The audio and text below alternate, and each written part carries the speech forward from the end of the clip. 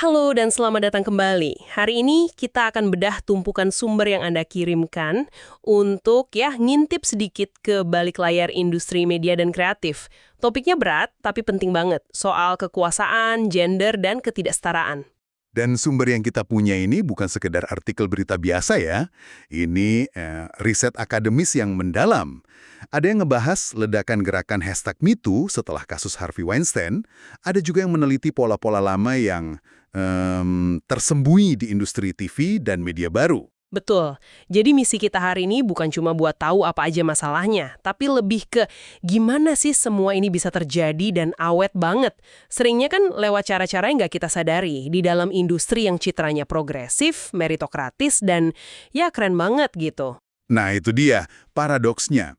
Industri yang menjual ide-ide modern, tapi di dalamnya ternyata ada struktur yang bisa dibilang kuno. Sumber-sumber ini maksa kita buat nggak cuma percaya sama iklannya aja. Oke, mari kita bongkar. Kita mulai dari momen yang mungkin jadi pemicu kesadaran banyak orang ya. Momen pasca Weinstein. Artikel dari Kopp dan Horek tahun 2018 ini ngegambarin gimana isu yang lama kependam tiba-tiba wush meledak. Saya ingat banget judul berita New York Times 5 Oktober 2017 itu. Harvey Weinstein membayar para penuduh pelecehan seksual selama puluhan tahun. Rasanya kayak bendungan jebol waktu itu. Tepat. Dan istilah pasca Weinstein yang dipakai para penulis ini menarik. Ini bukan berarti masalahnya udah selesai. Justru sebaliknya, ini merujuk pada sebuah momen budaya di mana kita semua, suka atau tidak suka, dipaksa buat ngomongin pelecehan seksual di tempat kerja. Isunya nggak bisa lagi disapu ke bawah karpet. Jadi ini semacam titik balik kultural gitu ya? Bisa dibilang begitu, tapi titik balik pun bisa jadi istilah yang tricky. Para penulis ini justru ingin kita waspada. Jangan sampai titik balik ini cuma jadi sebuah momen, terus semua balik lagi kayak semula. Mereka menekankan bahaya kalau kita cuma fokus pada satu monster kayak Weinstein. Maksudnya kalau kita cuma nyalahin satu orang, kita jadi nggak lihat masalah yang lebih besar. Persis. Itu penyederhanaan yang bahaya. Pertanyaan kuncinya seperti yang diajukan sejarawan Stephanie Kunz di artikel ini, bukanlah kenapa Weinstein sejahat itu, tapi mengapa selama ini para perempuan merasa tidak bisa bicara. Jawabannya, menurut Kunz, bukan karena mereka terlalu baik atau sabar, tapi karena mereka secara struktural nggak punya kuasa dan perlindungan yang cukup di tempat kerja. Dari situ kan muncul tagar #MeToo yang gaungnya luar biasa. Jutaan orang berbagi cerita. Rasanya selalu positif kan? Orang akhirnya berani bicara. Jadi saya agak bingung di mana letak bahaya yang dilihat oleh Kopp dan Horek di balik gerakan masif ini. Apa mereka khawatir gerakannya jadi terlalu komersial atau gimana? Nah, ini poin krusialnya. Mereka khawatir gerakan ini akan melahirkan apa yang mereka sebut sensibilitas pasca feminis yang ramah terhadap kapitalisme. Bahasa gampangnya gini, ada resiko solusinya jadi bersifat permukaan atau korporat. Misalnya, solusinya adalah ayo bikin dana bantuan hukum, atau ayo kita angkat lebih banyak CEO perempuan. Loh, itu kan hal-hal yang bagus. Tentu saja bagus. Tapi tidak cukup. Bahayanya adalah kalau kita berhenti di situ. Gerakan sosial yang radikal ini bisa dijinakkan dan diserap oleh sistem yang sama yang mau diubah.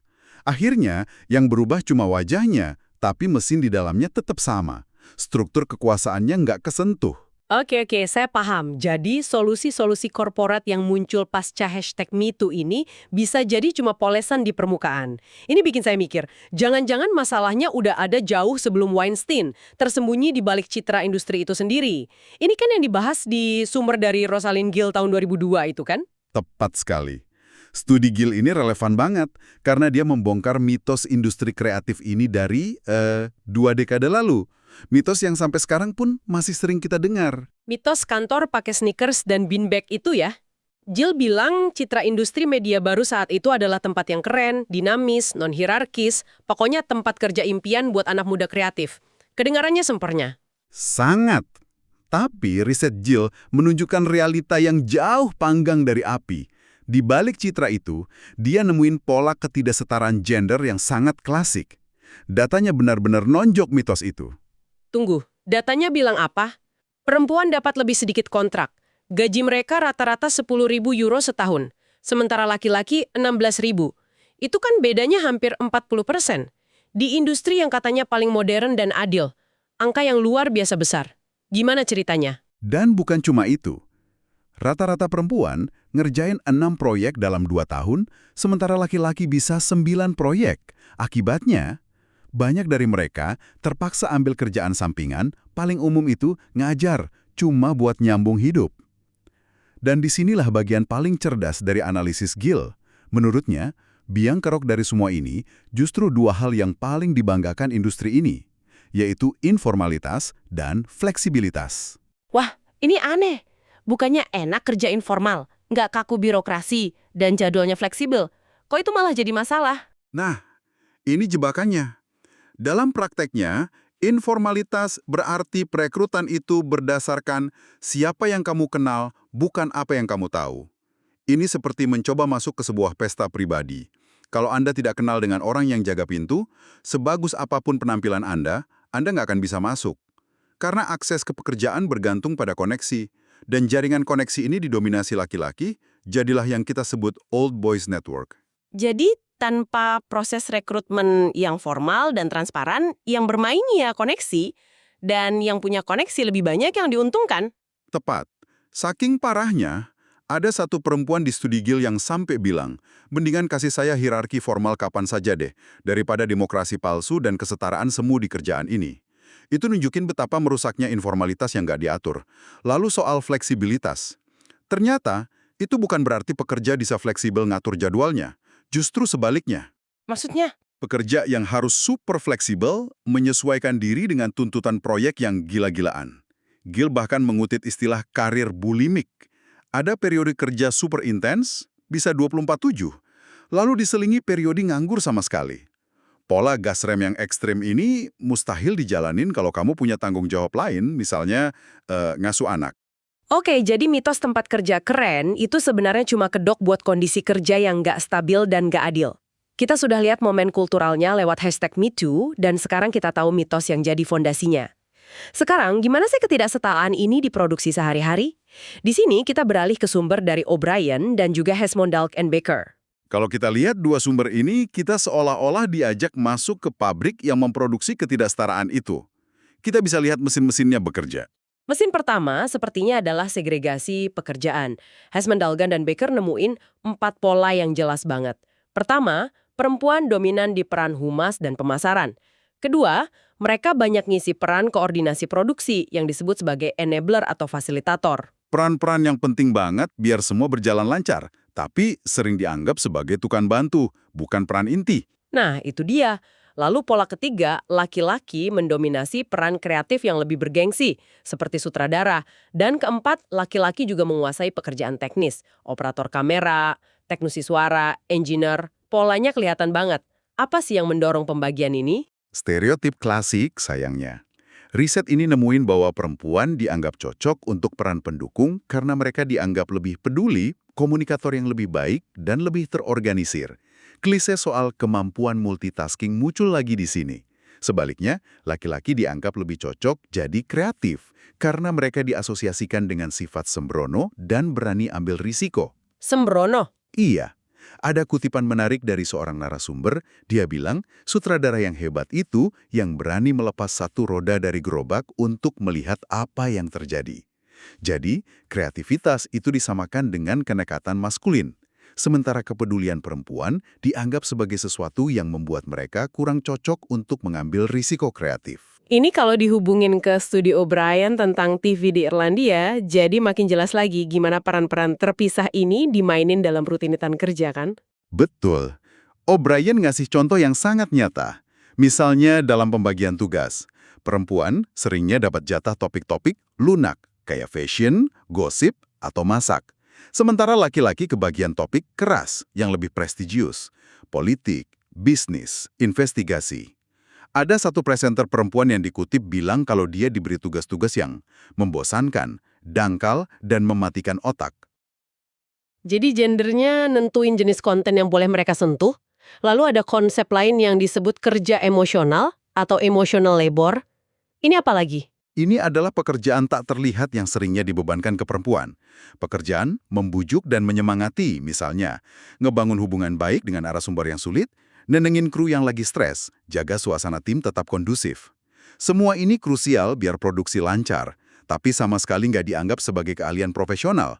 Dianggapnya itu sifat alami perempuan. Ini relate sekali. Saya jadi teringat di banyak rapat, seringkali ada satu orang yang bertugas jaga suasana tetap enak, mastiin nggak ada yang tersinggung. Dan pekerjaan tak terlihat itu jarang sekali diakui sebagai kontribusi penting. Tepat.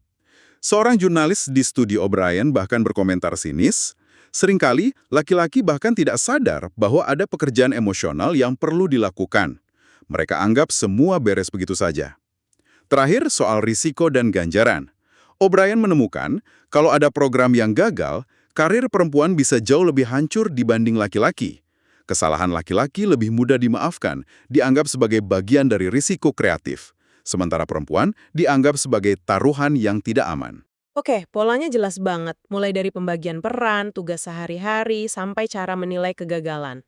Tapi ada satu hal yang paling bikin saya penasaran dan agak mengganggu dari semua sumber ini. Yaitu bagaimana para perempuan ini sendiri ngomongin masalahnya. Atau lebih tepatnya, kenapa mereka justru tidak membicarakannya sebagai masalah gender. Ini mungkin bagian yang paling kompleks dan paling penting. Baik Gill di tahun 2002 maupun O'Brien di 2015, keduanya nemuin fenomena yang sama. Adanya sensibilitas pasca feminis. Para perempuan ini enggan, bahkan menolak untuk membingkai pengalaman mereka dalam kacamata gender. Kenapa bisa begitu? Padahal datanya jelas nunjukin ada masalah. Kita lihat temuan Gill dulu. Dia kaget banget waktu surveinya nunjukin 75% perempuan di industri itu bilang kalau gender bukanlah sebuah kerugian.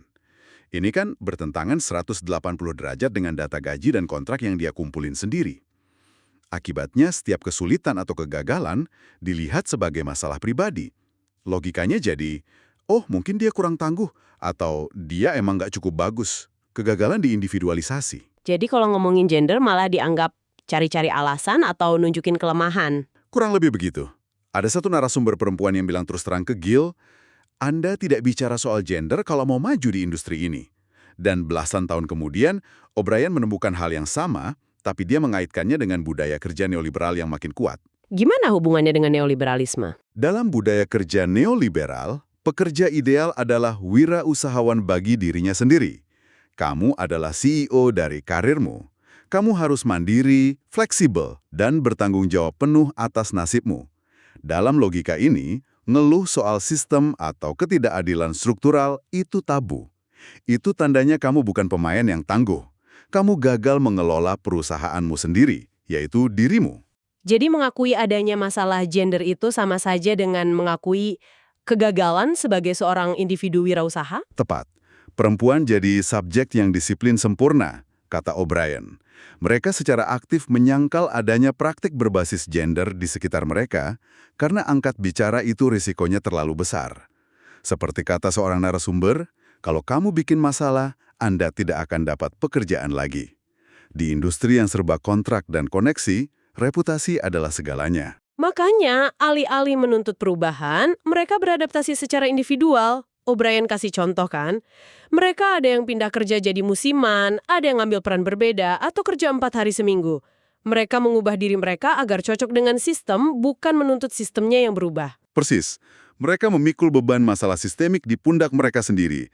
Ini adalah mekanisme pertahanan diri yang sangat bisa dimengerti, tapi di saat yang sama, secara tidak sengaja justru melanggengkan kondisi yang ada.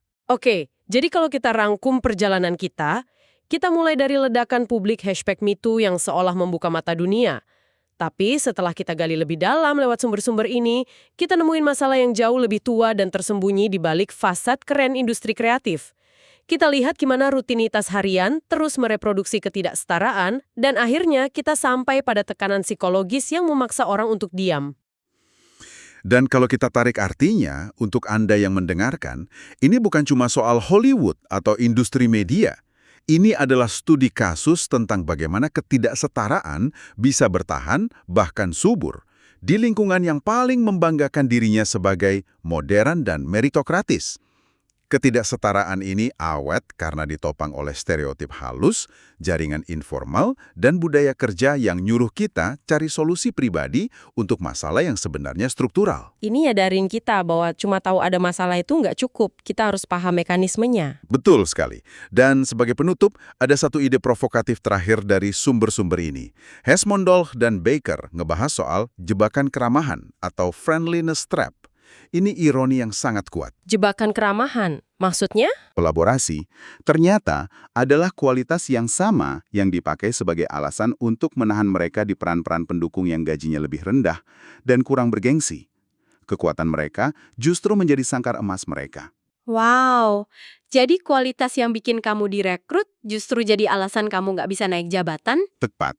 Dan ini memunculkan satu pertanyaan terakhir untuk Anda renungkan yang relevan di tempat kerja manapun. Bagaimana kita bisa menghargai keterampilan sosial seperti kolaborasi, empati, dan komunikasi, tanpa menjadikannya pembenaran untuk ketidaksetaraan? Bagaimana kita bisa memastikan bahwa pekerjaan merawat, baik itu merawat tim, merawat klien, atau merawat proyek, diakui sebagai pekerjaan esensial, yang fundamental, yang harus dilakukan oleh semua orang, dan dihargai setara dengan peran teknis atau kreatif yang dianggap lebih bergengsi.